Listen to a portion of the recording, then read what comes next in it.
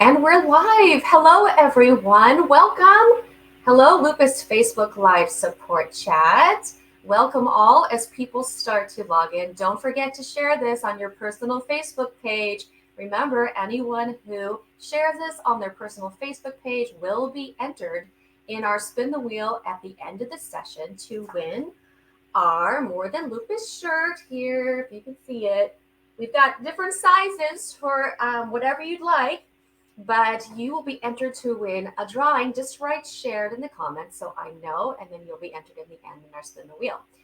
We are live and it is Monday, and I'm so happy to be with all of you today. It is May 15th, guys. Can you believe it? May 15th happens to be a very good friend of mine's birthday today, Miss Molly McCabe. It's her birthday today, so I just want to make, in case she's watching this now or later, I'm sure she's very busy with birthday things and her son and everything. But everyone in the comments, give a big happy birthday shout out to Molly in the comments. She has done so much for the lupus community and has helped inspire me, obviously, to start More Than Lupus, and has been supportive throughout this process. So happy birthday, Molly McCabe. Yes. Now, besides Molly's birthday, we are right smack in the middle of Lupus Awareness Month, people.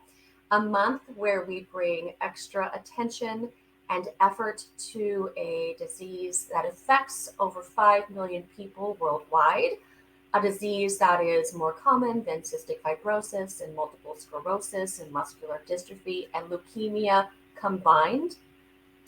That is one of the leading causes of death of young women of color and disproportionately affects people of color between the ages of 15 and 44. Yes, I am talking about lupus, a chronic inflammatory autoimmune disease that causes the immune system, which is your body's natural defense system, to attack healthy cells by mistake.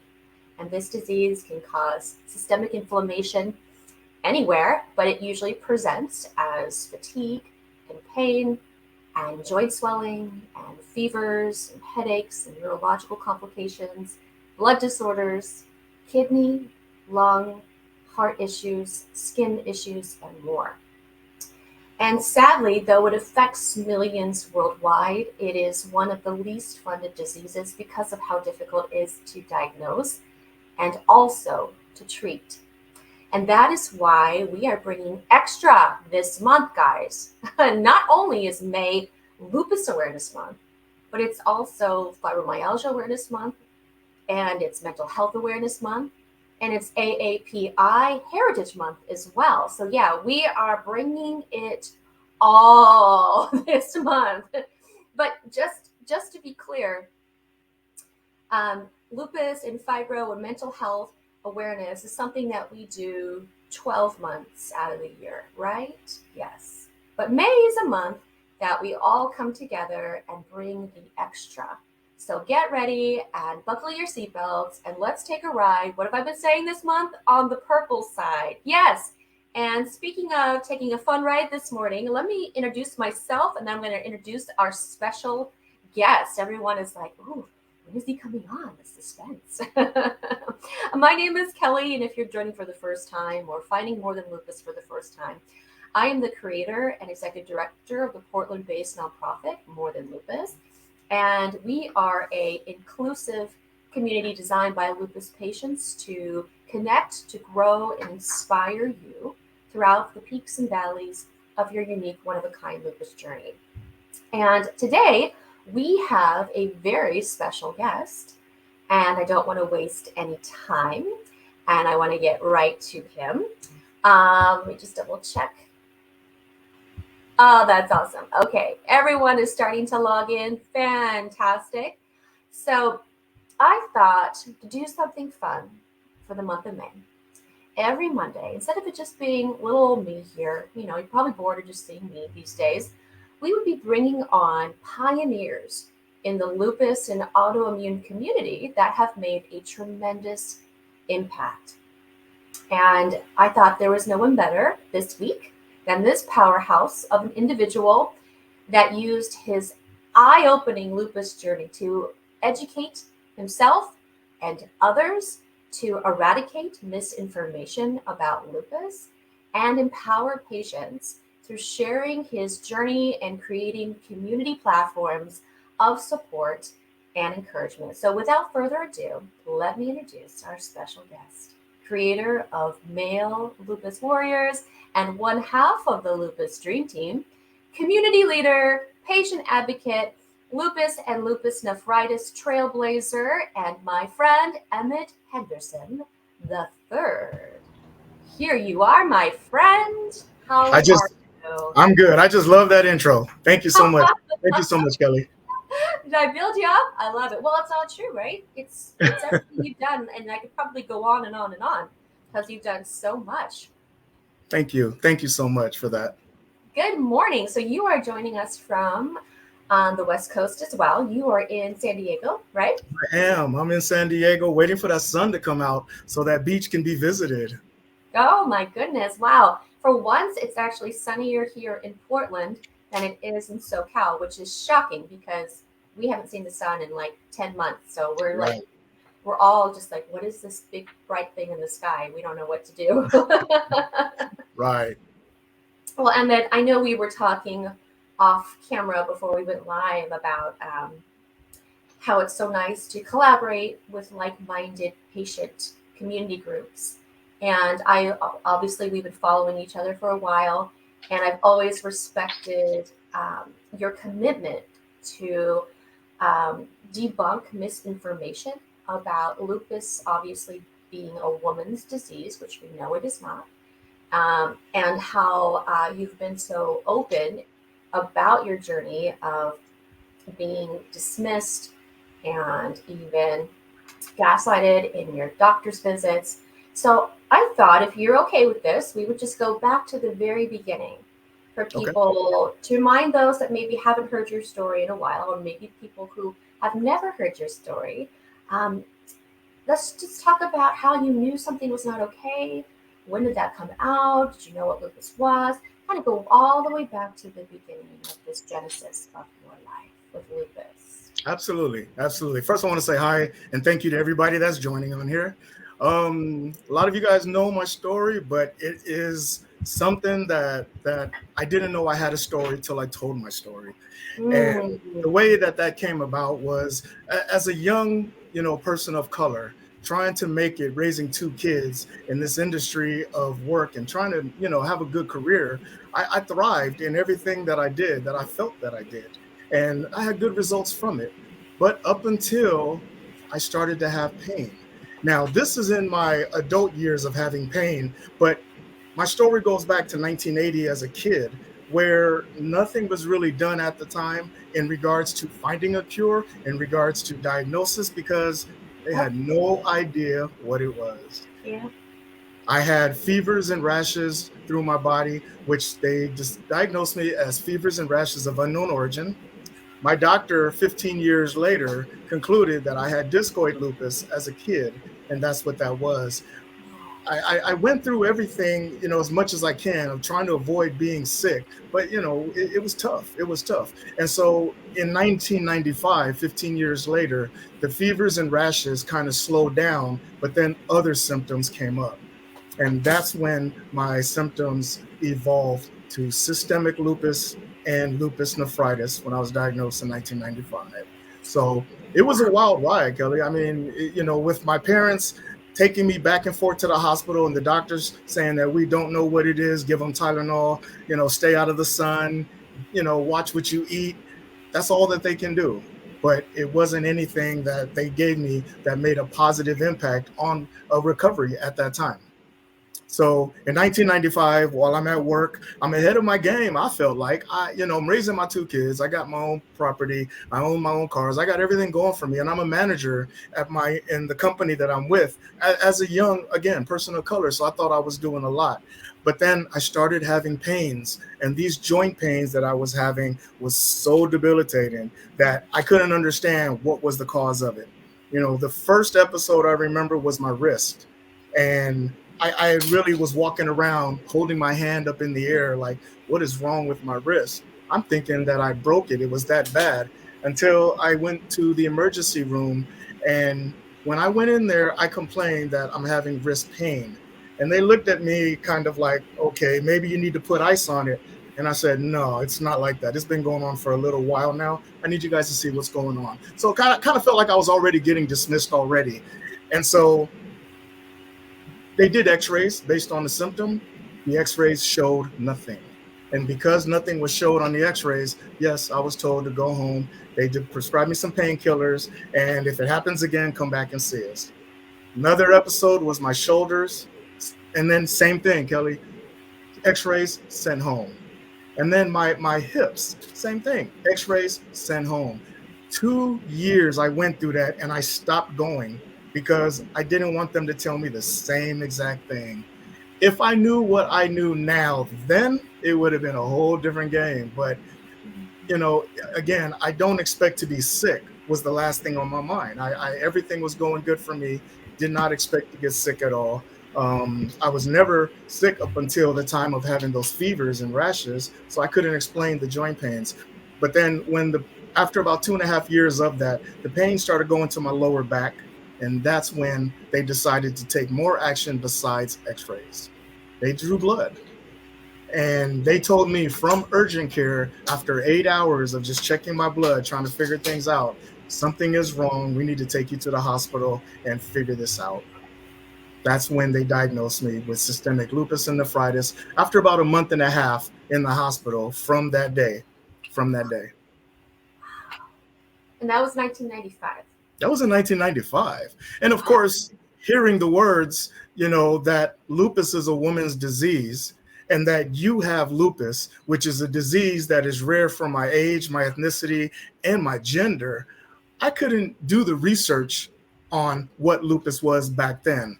I didn't have my mobile phone that had Google on it or anything like that. It wasn't even available. So I didn't know what it was.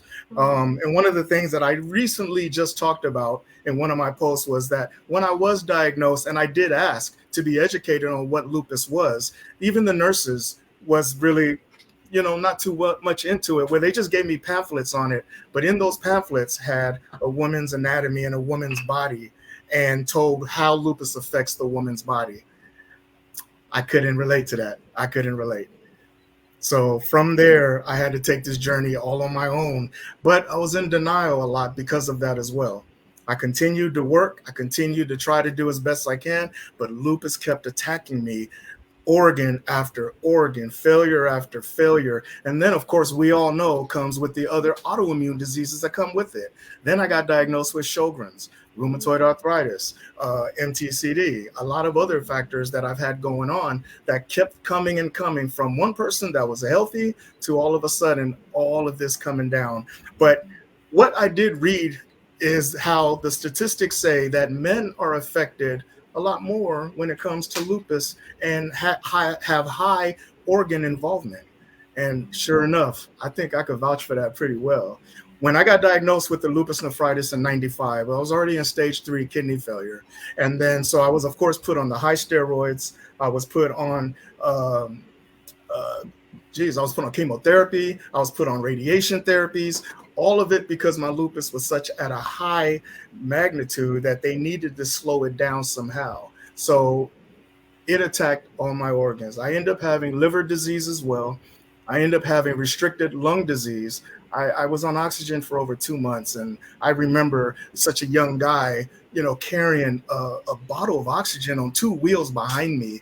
And it's something like people looked at me like, that shouldn't be you. But nobody knew and nobody understood what was going on with me. And then I've had the issues with my skin. My gallbladder was removed. I had infections in my spleen. I also had my kidneys ended up failing in 2012, where I was on dialysis for the first time, and that was peritoneal dialysis. So if you guys are familiar with that, that's a process that I do every single night for 8 to 10 hours of connecting to a machine to let clean out my kidneys. Then I was blessed in 2013 with a new kidney from my brother, and I ended up having a kidney transplant. Prior to that transplant, though, I did have heart failure and with lupus. The heart failure was pretty bad. It took a big toll on my family and all my friends that were around. People seen me going into the hospital a lot, but never knew what the underlying condition was because I really didn't talk about it much. It was hard to talk about something I wasn't really educated on myself. But then when I did have the heart failure, everybody questioned what was it, what was it. Now here comes the word lupus, and of course, anybody in my circle never heard of it. Oh, oh, did I lose you? So nobody heard of lupus, and I ended up, coming out of that heart failure through experimental drugs, which they had put me on. Because of that heart failure, I ended up having to go to rehab where I had to learn how to walk and talk and use my limbs all over again. I was just completely, to me personally, it wasn't me, but I felt like I was useless now because I had so much going for me from 100 down to like a -5. That really took a toll on me mentally. But I knew that once I was in that stage of going into rehab, of getting better, and the doctors told me that it was a miracle how my heart came back, then I knew that I'm doing something that's keeping me here, and I need to keep doing it despite what lupus does to me. So with that, after I got out of the hospital, my doctor found found a clinical trial for me, and that was a bone marrow stem cell transplant to slow down the aggression of my lupus because it kept attacking, attacking, attacking. So it's like I had no choice but to, go with that. So I learned about the clinical trials. I learned the importance of signing up and being a recipient, and to how this can help, revolutionize other, types of cures coming later down the line. Being a man with lupus, being that that's rare as it was, they really encouraged me to let's find a cure for you so we can help, so we can, let this thing not be rare anymore and help everybody with lupus.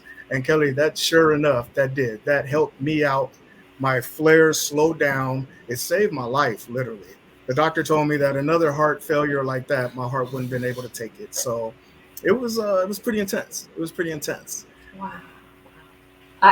The questions are just like swirling in my brain right now, but I want to allow you to continue and tell us a little bit about. No, I've got so many. Tell us a little bit about how you're doing now, because we know that for those of us who support you and follow you and praying for you, that you've had a rough year, but especially a rough few months. You Yes. just had surgery last week. Do you want to give us an update about what's going on now and kind of what they're saying for the near future? Yes, absolutely. So today, mostly everybody that follows me know that I'm in my second kidney failure. Um, I had my kidney transplant in 2013 that gave me about 9.5 years of good life with lupus, good life with it. And then I did an awareness campaign back in Africa in July 2022. And prior to that, me and my girlfriend were at home and I'm having symptoms that I did not account on, nor did I think. It was been a while since I've had these type of symptoms. I thought they were regular lupus flare type of symptoms: swelling, joint pains, fever, fatigue. I had all of that, and I'm thinking I'm going to Africa in about a week or so. I need to get this together so I could climb a Mount Kilimanjaro and take care of what I'm going there to take care of. I did. I felt a little bit better. Got onto the plane, went to Africa. We was able to spread lupus awareness in Tanzania, made lupus visible to a lot of people down there, which was such a blessing to my heart to do. And then here comes the climb to Mount Kilimanjaro. Out of 19,000 feet, I got up to 14,000 feet at one of the campsites, and my lungs gave in. I ended up developing high altitude pulmonary edema, so also short for HAPE. And it was bad, Kelly. It was like I'm drowning in my own fluids in my lungs. I thought at one point that I wasn't going to make it up that mountain, but the guides, the porters, such a blessing. They assisted me, they encouraged me, and with my strength as well, we ended up getting to that camp. The decision was made not to go forward with me because of my history of heart failure and everything I've been through. I agreed with them. I listened to my body, like everybody was telling me, listen to your body, and I did. And so I came back down. I'm going home now, and I'm very sick. And I'm thinking that I can't believe that my lungs is causing all these problems. Not only they told me that I had lung damage, but I was also in kidney failure. So that was hard to accept because again, I got a kidney from my brother that gave me almost 10 years of life, and my body just went ahead and rejected it again. So with that being said, now couple, this past few months, I've been through at least three surgeries because of this, of putting in hemodialysis ports, putting in peritoneal dialysis ports. Then my peritoneal failed. They had to remove that port out, put an emergency port in on my other side, and everything else that comes with it. I was doing dialysis 5 days a week, 5 hours a day, and it's literally half my life. I got good support, with my girlfriend and my family that helps me see through this. But it's not easy for anybody. It's not easy for anybody. I've been through a lot. I maintained and had a good statue on everything that I've gone through, but it's not easy as well either. Sometimes people look at us as lupus patients and saying that we're making it look good, and we try our best, but it's never easy to get to that point. And so when I show, my transparency and my truth of everything that I go through, it's just letting people know that lupus is real. Lupus is real in men. And if I can get a lot through some of this, so you guys can do it as well. And it's just more of opening up, and like I said, telling my story that I didn't know I had until I opened up and told it. Oh my gosh. I've got so much to say, but I don't want to speak over that because that just hearing all of that, like even though I know a lot of your journey, there are things that I'm being reminded of, and also things I think I'm hearing for the first time that just blow my mind. I will say, and I think I speak for the lupus community in general, when we look at you, one of the reasons that we are so drawn to you is that despite all that you've been through, I mean, until you've sat in a dialysis chair day after day after day for 5 hours, 5 hours, and 5 hours, and you're having stuff put into your belly and put into your arm and put into your neck, and you're having all these things, to know that the toll that takes emotionally and spiritually, and how hard that is mentally, to have the fortitude to continue to have a positive attitude with all of this stuff going on. And because let's just say you've had a crap deal with this lupus. Like, it's not been easy.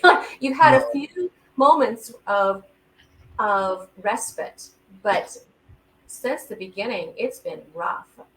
We're just so inspired by your attitude, and I think that's why we love you so much, and the community just is drawn to you, is because of your resiliency and because of just your tenacity. Thank you. And your strength is infectious, and it spreads to us, and we're so thankful for that. And Thank you. Throughout your journey. I have a question for you. I'm going rogue here because I know I sent you some questions, but how do you feel now in 2023?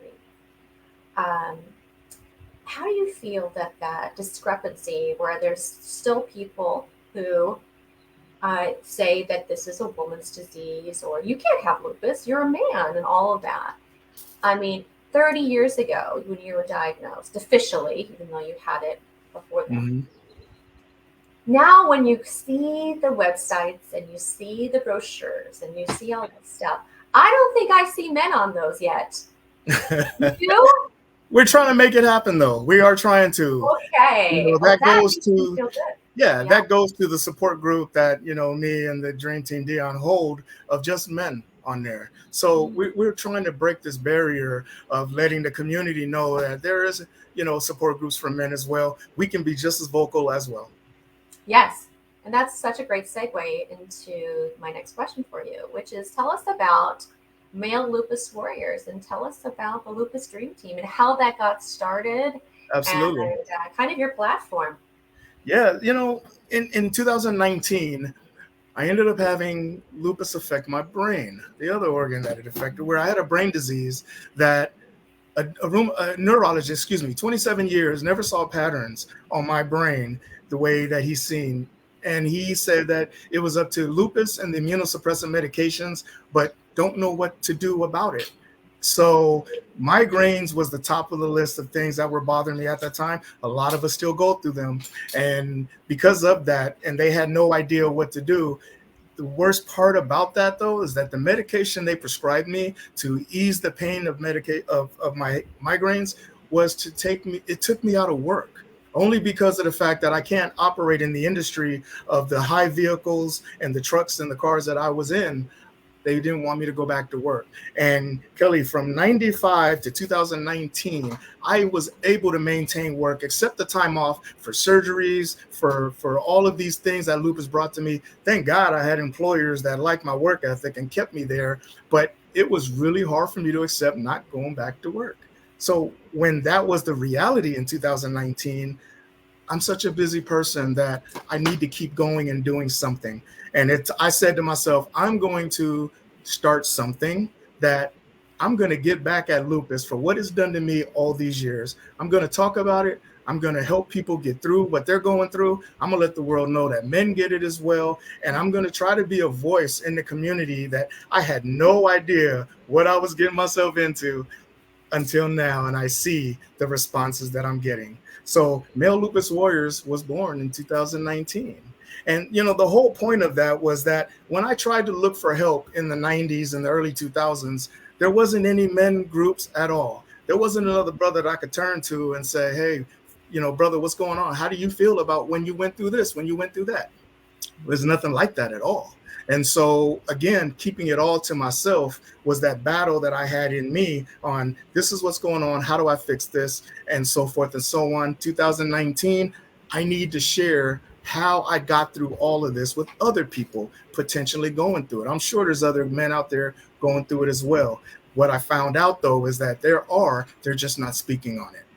They're just not speaking on it. So I decided to try to get more men involved. If they see me going out talking about the things that I've been through with this disease, how it took me out of work, how it made me rest for a couple of days at a time, when men don't usually talk about things like that. We don't talk about I got a pain and I need to go to the emergency room. We don't.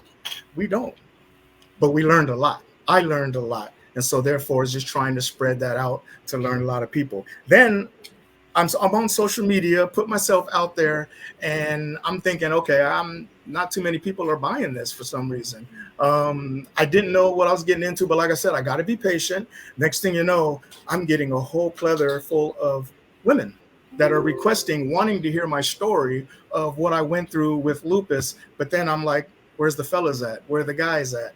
And then here comes this one guy. His name is Dion Langley. He comes in, and when we got to know each other, it was, hey man, I like what you're doing. Hey man, I like what you're doing. Yo, do you think we need to talk about this more? No, we do need to talk about that more. It wasn't competition. It wasn't any type of we're doing the same thing, but mine is better than yours. It wasn't that. He had his own organization. I had my own organization. And what we ended up doing was we collaborated and combined our two work ethics in this game of advocacy into one organization called the Lupus Dream Team. So when people find and see two males advocating for lupus, two males that are talking about their experience, two males that are hosting men's meetings and letting the fellas feel involved at a safe space, confidential space, and nothing to be ashamed of, Kelly, it's got us some places. It did. Yeah, it is incredible. There is a bond that men with lupus share that is so beautiful, and it's so powerful, because to be able to feel safe to share your experience and to be seen, because often that is, you're either hiding it because you're embarrassed. I mean, and did you feel like that in the beginning too of your journey, where once you got the diagnosis, you didn't want to share it, you didn't want to tell people? Absolutely. Only because it's stuck in my head that this was a woman's disease. Mm-hmm. And so again, at my stature, at 25 years old in 1995, I felt like I was doing everything I'm supposed to do. And now you're telling me I have an illness that's a woman disease and there's no cure? Yeah, that was a little hard to accept. Oh my gosh. So, if there is someone who is newly diagnosed, what would be the advice that you'd give them? The advice that I would give them now is that today there is help and support out there. I would explain how I had to go through it without the help, without the support, or even men with lupus wasn't even a thought of as well back then. But today there is. It has to start with you, though.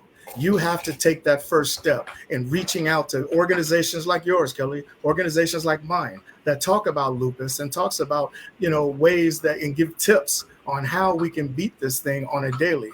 There's a lot of help that's out there, but join support groups for one. Listen to people with the same illness that you're going through. Get yourself involved with a lot of the programs that are going out there that a lot of them are free. It's just that, again, it starts with you to be involved and to look into it and to sign up for it. Absolutely. Yeah, I'd never been to a lupus support group until I was almost 30 years old. And I think back because they didn't have any. There wasn't a lupus support group. No. It was you could be with the chronic illness people and they had a little bit of this, a little bit of that, but there wasn't. And Right.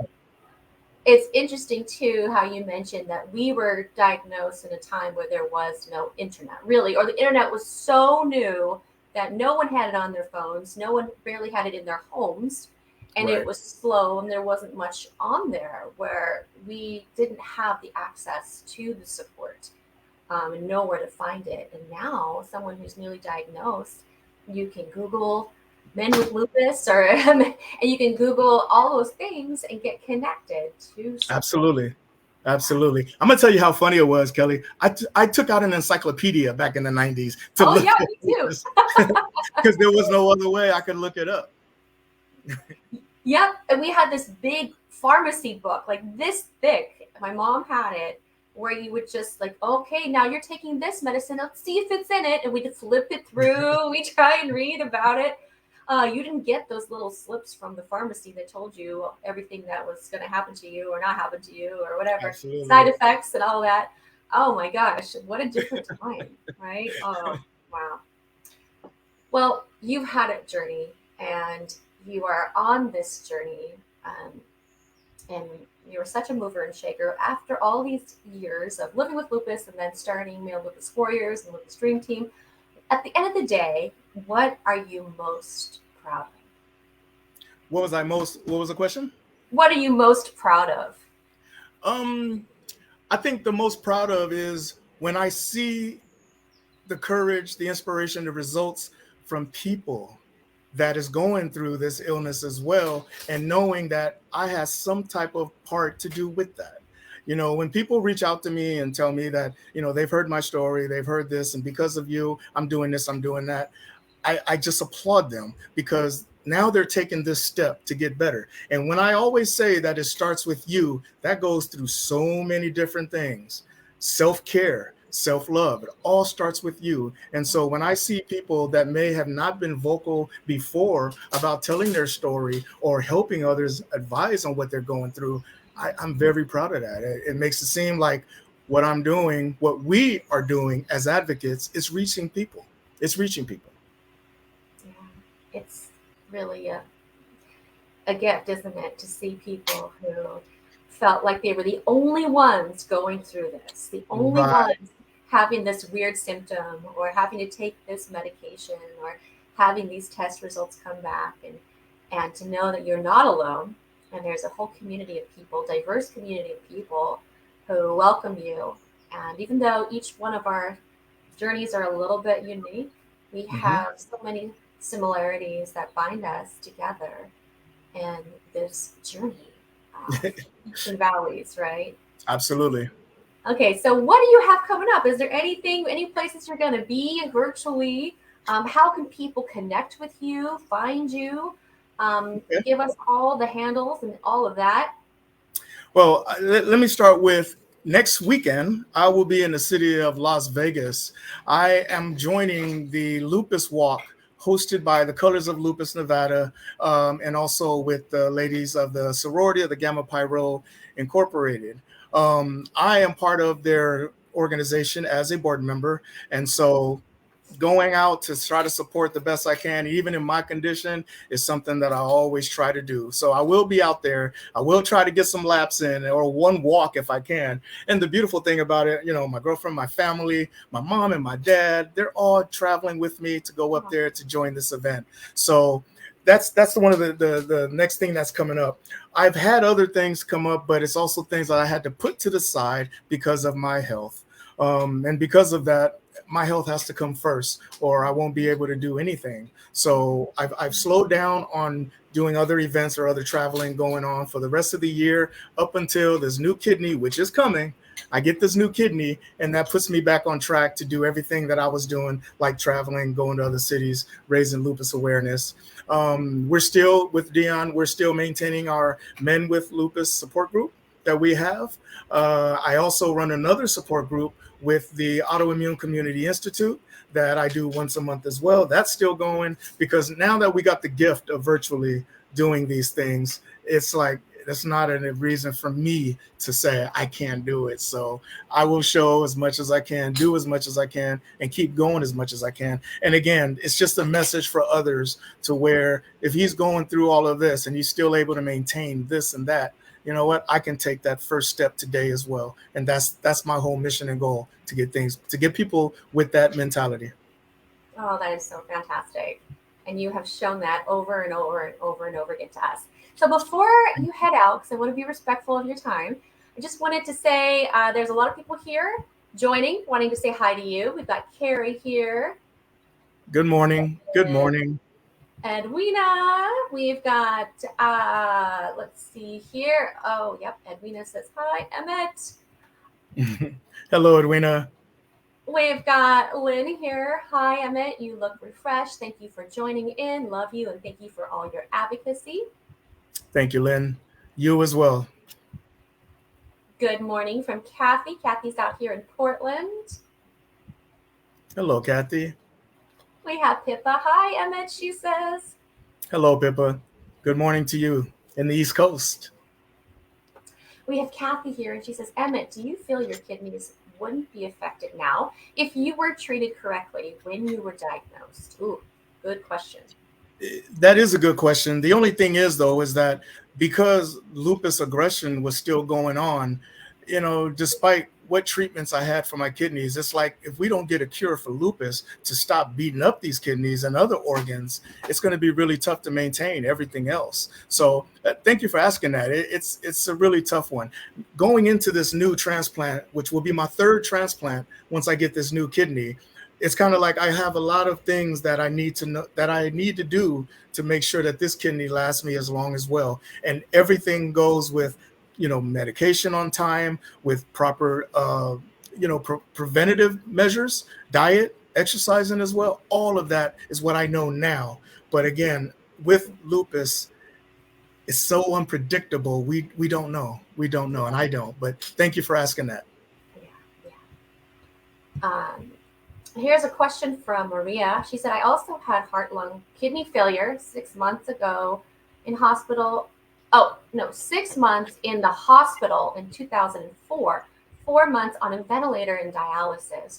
Lost use of my legs and couldn't remember how to swallow. My kidneys come back and are good now with, so spent 19 years on steroids and chemo. Wishing you the best. Your story is very much like mine. Well, Maria, my prayers to you, and hope that, everything is good. It's good to hear now that your kidneys are doing well. I was also on that cyclophosphamide, and unfortunately my body just immune to it. That didn't help. And so, but I'm glad that's so far going good for you. I was on steroids for over 20 years as well. And it's just good to see that there's other warriors out there that is opening up and talking about what they've been through, because again, you're inspiring somebody. And you just inspired me. Yeah, the relatability, it helps so much to know. Not that you want to see other people going through what you're going through, right, but when you know that they are, be like, your wrist hurt, my wrist hurt. You had this happen, that happened to me too. It just feels like you connect, your spirits connect on a whole other level. It's just something Absolutely. that happens. Yes. Jill is here from the East Coast as well. You're so resilient, Emmitt. We've Thank you, got Jill. Melissa Thank you, here Jill. as well. Melissa from Support Firebow. She was on with us last week. Thanks for joining, Melissa. It's not easy. Good to see you, Emmitt. I'm a big fan of Melissa and all she does too. So thank you, Melissa. Edwina says, Emmitt, sir, you are a true warrior and you give me inspiration and hope. Keep doing what you're doing, sending you healing prayers. Oh, it's so sweet. Oh, Edwina, I can't thank you enough. Thank you so much. Kathy, and I'm just kind of going down because we have so many here. Your story is so powerful. Thank you, Um, Kathy. Pippa says, I agree. There wasn't support groups or lupus social media for, yeah, there really She wasn't. knows. She knows too. She Hmm. knows. And then Kathy says, both of you are paving the way for others. Thank you all. That's so sweet. Well, Thank you, Kathy. Nick, I kept you on a little bit longer than I said I would, but it's been just such a pleasure talking to you today. Thank you, And Kelly. you truly are a chronic illness pioneer. And I think I speak for myself and the entire autoimmune lupus chronic illness community by giving you a huge, heartfelt thank you. Thank you for the work that you're doing. It's my pleasure and my honor to do everything that I can for everybody. I do have a website. You guys can follow me at maillupuswarriors.org, or if you'd like to reach out in the email at maillupuswarriors@gmail.com. And then, of course, on social media through Facebook under my name, because Emmitt was here before Lupus. So Emmitt Henderson III on Facebook and Mail Lupus Warriors on Instagram. Thank you, Kelly. Are you saying you're more? Oh, there it is. More than lupus? Is that what you're saying here? I love I it. because of you, yes, I am more than Lupus. Definitely. That's so great. Enjoy the rest of your day, Emmett. We'll be thinking about you and have a great event in Las Vegas. And keep us updated on how you're doing. Absolutely. Thank you, everyone. Bye for now. See you Bye soon. bye. Well, isn't he the best? I mean, come on. He is just the greatest. Um, yeah, we just have a few minutes here, and I wanted to give you a few updates.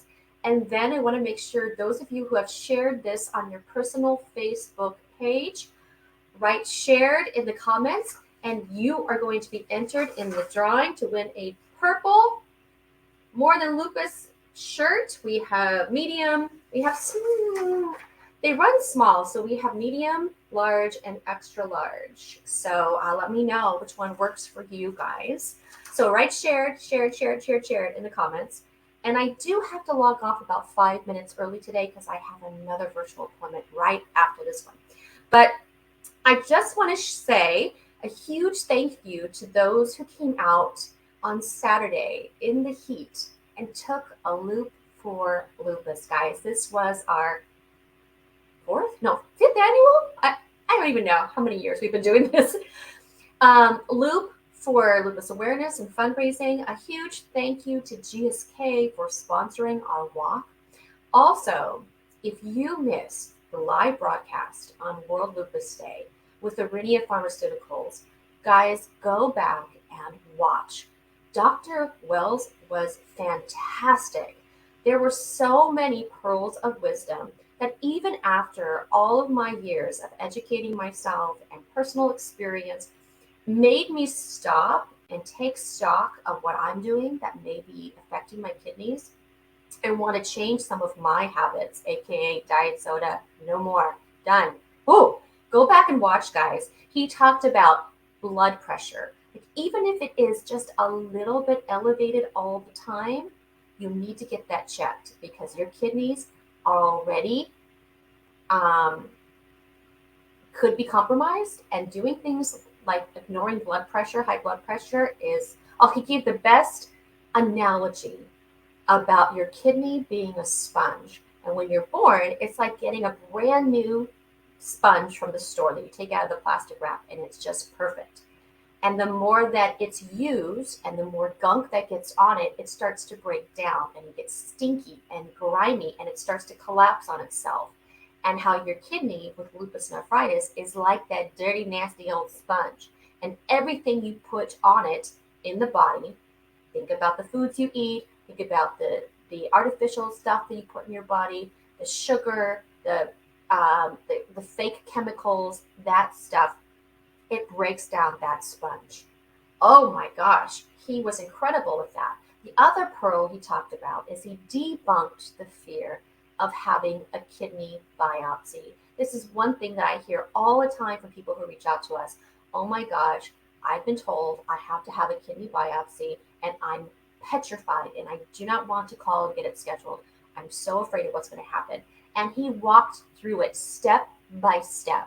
And he talked about how common it is, how safe it is, and how easy it is to get in and out, and how it's not, the complications are so rare.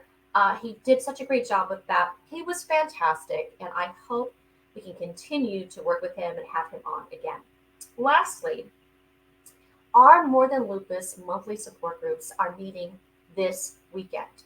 Yes, Saturday the 20th and Sunday the 21st. I'm going to tell you what. Okay, so there's a little bit of a change this month because another event that I have on Saturday, guys, it's just been crazy town. So many things happening every single day, not just with Lupus Awareness Month, but with other events I'm doing. And also we're selling our house. I mean, it's just crazy. So because of that, we're switching our Zoom to Sunday this month. We're going to try something new this month. So in-person More Than Lupus support group will remain the same on the third Saturday, which is this Saturday, the 20th at 10 a.m., meeting at Tabor Space in Southeast Portland. The Zoom, which is usually on Saturday as well, will be moved to Sunday, the 21st at 1 p.m. Same time, just on Sunday. Got it? Any questions about this, you can private message us, you can email us, and we'll clear it up for you. There's going to be an email that's going to go out to everyone who usually attends with this information and with the Zoom link as well. So that's all I have for you. Let me do my quote for the week. I want to say thanks again to Emmitt Henderson III for his willingness to share his story, his vulnerability, his honesty, and how he continues to debunk the misnomers that lupus is not a woman's disease. It may disproportionately affect women, but men who have lupus get it, and it is flipping pain, and it is rough. I recall when I was in the hospital at Children's Hospital Los Angeles, the first person I met with lupus was a teenager. And guess what? It was a man. It was a boy. His name was Jobin. And he had it rough, and I'll never forget him. He always blasted rap music, and it would just echo down the halls. But he got me into Snoop Dogg. He truly did, and I appreciate him for that. But yes, thank you so much, Emmitt, for the work that you've done and the work that you continue to do. So here's your quote for the week. I posted this earlier, but guys, I just flipping love this so much, and I think it really dovetails with the work Emmitt's doing and the work we're doing here at More Than Lupus. Oh, the comfort, the inexpressible comfort of feeling safe with a person, having neither to weigh thoughts nor measure words, but pouring them all right out, just as they are, chaff and grain together, certain that a faithful hand will take and sift them, and with the breath of kindness, blow the rest away. So precious lupus individuals here. Find those that can keep you safe. The faithful hands that you can trust of love that carry you with the breath of kindness and blow the rest away. Blow the rest away. Those that don't get it may never get it. Those that invalidate your experience, blow it away. Blow it away. Those that say something just to make you feel bad, blow it away. Find those people that make you safe. That you do not have to pretend to be anything else except who you are. The people, the faithful hands of love. And hopefully you feel that here at More Than Lupus. So that's what I wanted to kind of end with today, but I want to do our special drawing for Lupus Awareness Month. Every week we are giving away something, and today we're giving away a More Than Lupus purple Lupus Awareness shirt. Now, if you have won a prize this month, give someone else a chance. So I'm going to pull up my app. Here we go. Let's see who has shared today. Let me go back. Jill won the book last week, which, by the way, Jill, I have to send that out to you. I'll send it out to you today. I'm sorry about that. I had such a week. It's just been crazy. Okay. Let's see here. Okay, so Carrie shared. I know you've won a lot, though, Carrie. You've been on a lucky streak. Let's see here. Edwina, did you share? Who else has shared? Kathy, did you share? Maria, let me know. Get you on here. Who wants to win? Oh, Pippa shared. Okay, got Pippa on here.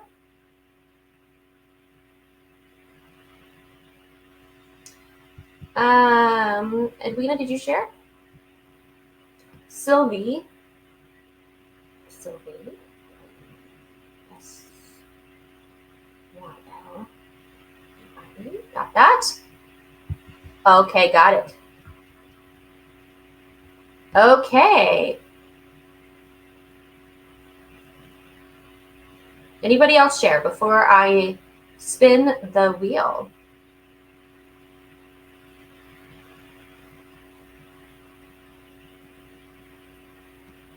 Anybody else? I don't want to. It's a cool shirt. Everybody loves them. They really pop in photos. If you see it from Saturday's Walk, the purple, it just pops when you're outside. Edwina, did you share?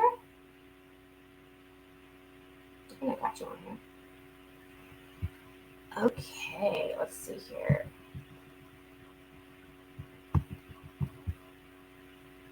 Okay, guys, I'm going to spin the wheel. You done? Yep, right on time here. All right. Who's going to win? Oh, wait a second. Hold on. Did someone... Oh, sorry. Okay, wait, hold on. Pioneer Belly Support Group, you shared. That is... Hold on. Let me make sure I get... That's you, Lynn, right? Yeah. Let me add Lynn on there. Okay, now, sorry, I stopped it. Da-da-da! Carrie, I'm going to spin again. Okay, you told me to spin again if it got to you. Man, you're on a lucky streak. Sylvie! Awesome. Sylvie, send us your... Can you see that? There's your name. Gosh, it's hard for me to get that on. There it is. Okay, guys. Sylvie, make sure you private message us with your address, and we will ship off the shirt, and tell us medium, large, extra large, what size shirt you'd like, okay? Guys, we have a few more events coming your way. I'm putting the last finishing details on them for Lupus Awareness Month. Don't forget about the support groups this Saturday and Sunday. I will see you all soon, and thanks once again to Emmitt Henderson III for joining us, and happy birthday, Miss Molly McCabe.